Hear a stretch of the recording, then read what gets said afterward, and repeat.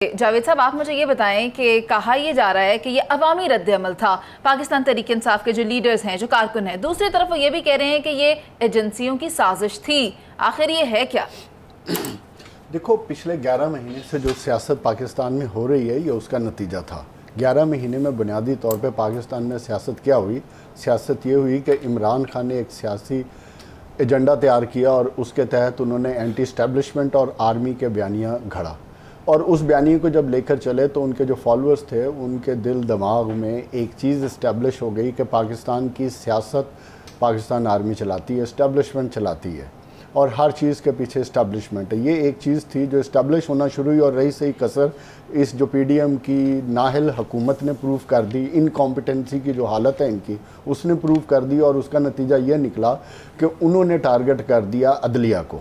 انہوں نے اپنی سیاست کو عدلیہ کے ارد گرد گھڑنے شروع کر دی کہ ہمیں عدلیہ اور عدلیہ کے چیف جسٹس کو کہ یہ نہیں چاہتے کہ ہم آئین پہ یا حکومت یا پاکستان کے لیے کچھ کریں، جس کی وجہ سے پاکستان میں مسائل بڑھتے گئے، اور جس کی وجہ سے یہ الیکشن سے مفروری کی طرف نکلے، جس کی وجہ سے سپریم کورٹ کے چیف جسٹس نے آرڈر دیا، رولنگ دیا کہ 90 ڈیز میں الیکشن کرائیں۔ جب اس سے مفروری ہوئی تو بیانیے دونوں کے سخت سے سخت تر ہوتے گئے، اور ان بیانیوں کا نتیجہ کیا ہوا کہ جو جمہوریت ہے، جمہوری اصولوں سے نکل کے، جو کہ جمہوریت ہمیں آئین اور قانون کی بالادستی کی بات بتاتی ہے، ہم نے اس کو کہانی سمجھ کے اڑا دیا، اور ہم نے کہا نہیں ہم تو آرمی ایکٹ میں جائیں گے، ہم تو آرمی ایکٹ میں کیوں کہ ماضی میں آپ کو یاد ہوگا ہم نے کرپشن کے بیانیے بنائے۔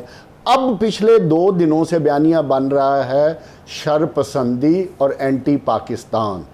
آج ٹی وی اٹھا کے دیکھ لیں، تمام منسٹر یہی بات کر رہے ہیں، تو اس کا مطلب یہ ہوا کہ 70% پاکستان میں جو عمران کے فالور ہیں وہ شر پسند بھی ہیں، اینٹی پاکستان بھی ہیں، اور جو میں گفتگو سنی ہے اس کے مطابق عدلیہ کو ختم کر دینا چاہیے، اور صرف پاکستان میں ملٹری کورٹس ہونی چاہیے تاکہ انصاف ہو جائے۔ اور یہ کون سا سلوشن ہے؟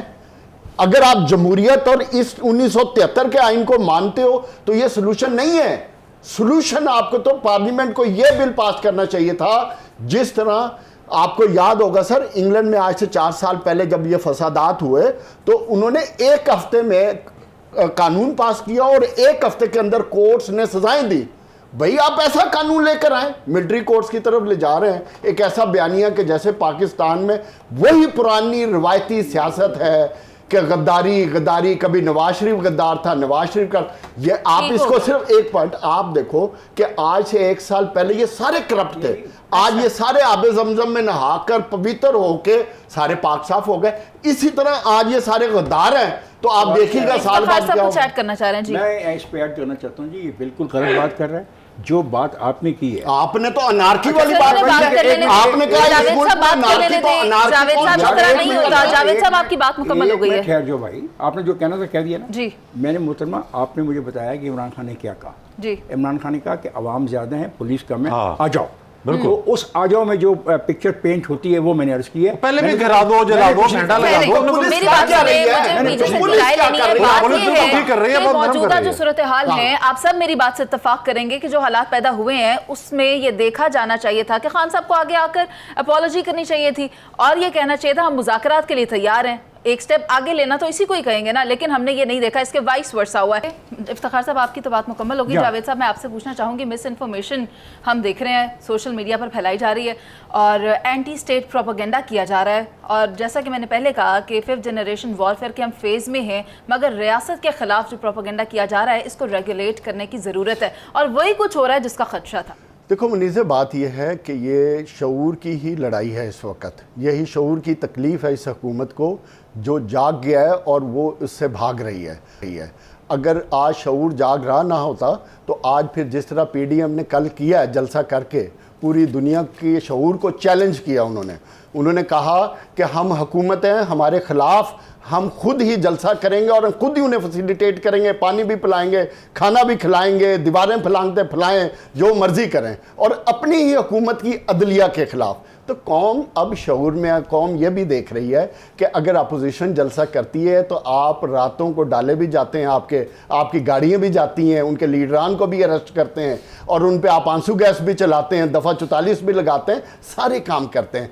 बहरहाल अगर इस शऊर के 2023 के दौर में आप ये करेंगे तो कौम को ये समझ नहीं आनी, आपको हकीकी रास्ता अख्तियार करना पड़ेगा। ये आइन अगर 1973 का आइन है तो इसी के तहत आपको कानून में तब्दीलियां लाकर चीज़ों को दुरुस्त करना पड़ेगा। अगर आप ये कहें कि इधर मिलिट्री कोर्ट चला लें तो ऐसी चीज़ें नहीं चलने वाली। ना कोई आपके वो बयानिए कि जो पाकिस्तान की 70% कौम है जो इमरान खान को पसंद करती है, मेरे बकौल हो सकता है गलत हो, लेकिन वो कौम के शऊर को आप कैसे चैलेंज कर सकते हैं ये कहकर कि वो सारे टेररिस्ट हैं, वो सारे शर पसंद है? ऐसा नहीं होगा।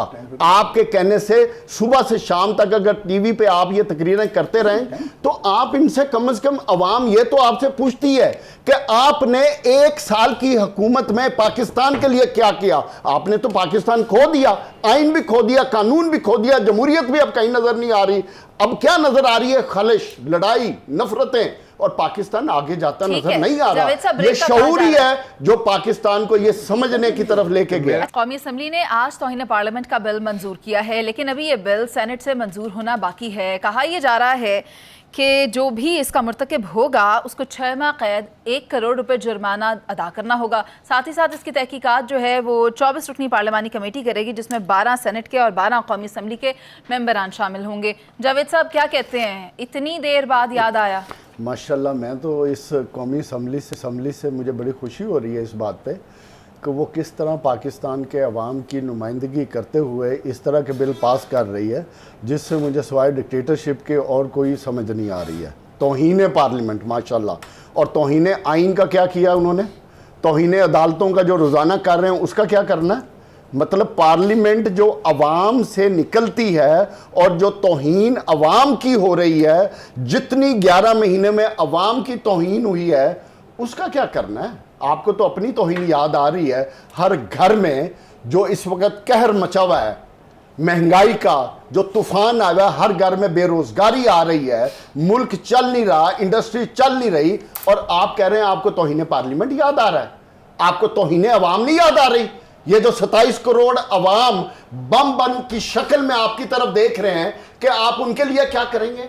आपको पूरे 11 महीने स्वाय अपनी सियासत, अपने मुकदमे साफ कराने के और कोई याद नहीं आया। तौहीन पार्लियामेंट, ड्रामेबाजी, इस दौर में आपके इस ड्रामे को कोई नहीं मानने वाला।